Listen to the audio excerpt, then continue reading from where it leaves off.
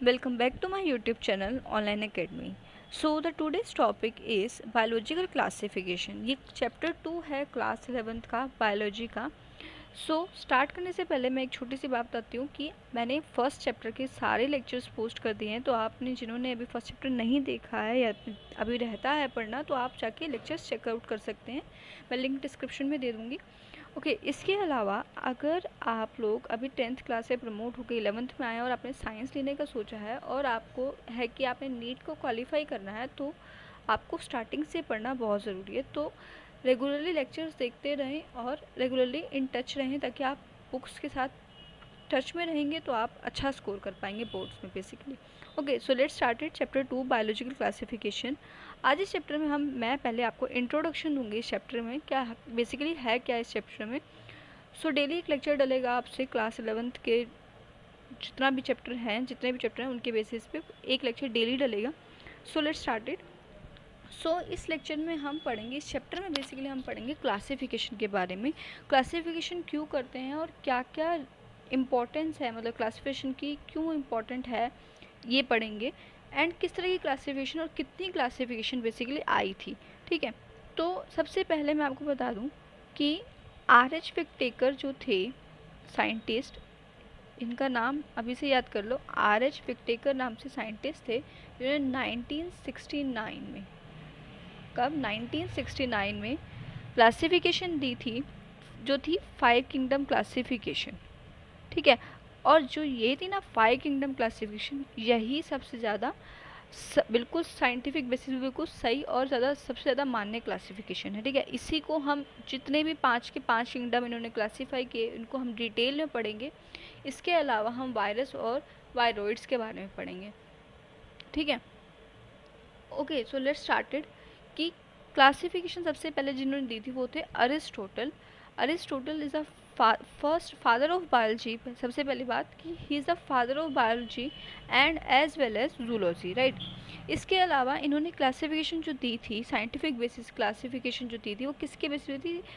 Plants को उन्होंने classify किया था उन्हें मॉर्फोलॉजिकल करेक्टर्स के बेसिस पे उनको क्लासीफाई किया था. तो उन्होंने क्या बताया था? हर्ब, श्रब और trees. Herbs are the short plant, बिल्कुल छोटे प्लांट्स होते हैं उनको हर्ब बोलते हैं. Shrubs are the middle one and the trees are the largest one. ठीक है, सबसे बड़े जो हैं वो ट्रीज़ होते हैं, आपने देखी ही हैं. और दूसरी बात, इसमें सेकेंडरी ग्रोथ होती है और वुडी स्टेम होती है. ठीक है, हर्ब्स में वुडी स्टेम नहीं होती. तो इन इसके बेसिस पे हर्ब, श्रब और ट्रीज़ को क्लासीफाई किया था. आई एम श्योर आपने छोटे क्लासेस में पढ़ लिया होगा, ये 6th क्लास से ही, 5th क्लास से ही बेसिकली स्टार्ट हो जाता है हर्ब, श्रब्स और ट्रीज़ के बारे में. तो एनिमल्स को इन्होंने क्लासीफाई किया था on the basis of blood. ठीक है, अगर रेड ब्लड प्रेजेंट है then it is called enaima, and if there is absence of red blood that is called aneima. Okay, aneima or anemia on the basis of red blood present or absent, right. इसके अलावा ठीक है, इस ये तो classification जो दी थी वो थी अरिस्टोटल ने दी थी, जिसमें प्लांट्स और एनिमल्स को उन्होंने क्लासीफाई किया था on the basis of herb, shrub and tree morphological character के बेसिस पे, और एनिमल्स को रेड ब्लड सेल्स के बेसिस पे क्लासीफाई किया था कि अगर रेड ब्लड प्रेजेंट है तो it's called enaima and if it is absent then it's called anaima, right. इसके अलावा सेकेंड क्लासिफिकेशन जो आई थी वो आई थी 2 kingdom classification. It is very important, 2 kingdom classification. अब इसके अलावा अरिस्टोटल की क्लासिफिकेशन क्यों नहीं मान्य की गई, क्यों नहीं रखी गई, क्यों बोला गया कि इसके अलावा भी कोई और साइंटिफिक बेसिस पे मतलब क्लासिफिकेशन आनी चाहिए? क्यों? क्योंकि उस क्लासिफिकेशन में हम सब कुछ कवर नहीं कर पाए थे. कि सिर्फ हम ये नहीं कह सकते morphological characters are enough for classification.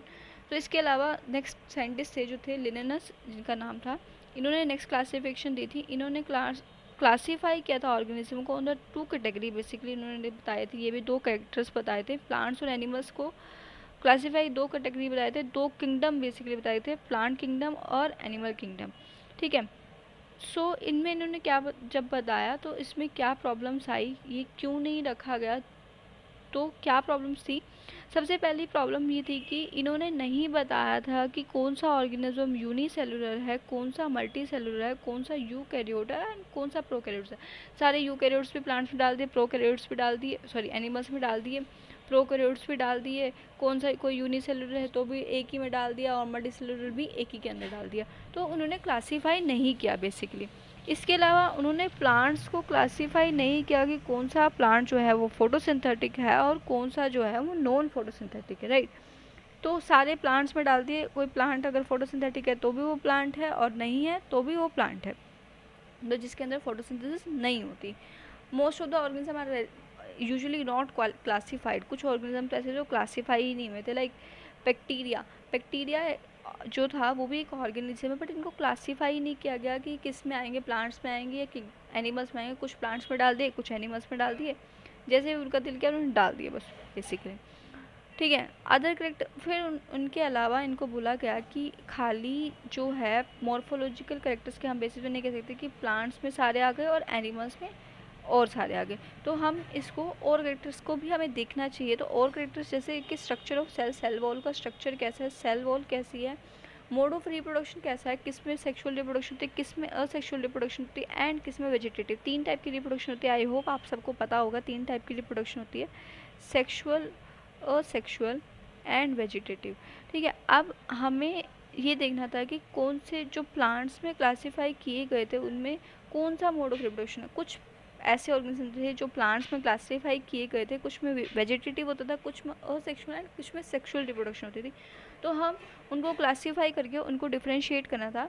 इसलिए ये जो क्लासिफिकेशन आई थी, टू किंगडम क्लासिफिकेशन जो लिनेनस ने दी थी साइंटिफिक बेसिस के ऊपर, ये थोड़ा टाइम बाद डिस्कार्ड कर दी गई। क्यों? क्योंकि इस क्लासिफिकेशन के बेसिस पे हम नहीं ऑर्गेनिज्म को कम्प्लीटली डिवाइड कर पाए थे। तो इसके बाद हमने जो नेक्स्ट क्लासिफिकेशन पढ़नी है वो थी आर.एच. विक्टेकर की क्लासिफिकेशन। एनसीईआरटी की बुक में एक बहुत बड़ी टेबल दे रखी है जिसमें 5 के 5 जो किंगडम है उनको क्लासीफाई कर रखा है, मोनेरा, प्रोटिस्टा, फंजाई, सॉरी हाँ, एंड प्लांटे और एनिमल, ठीक है, इनको क्लासीफाई किया गया है। तो ये हम नेक्स्ट लेक्चर्स में पढ़ेंगे। Thank you for watching my video. If you find it helpful, then please hit the like and subscribe button. Thank you.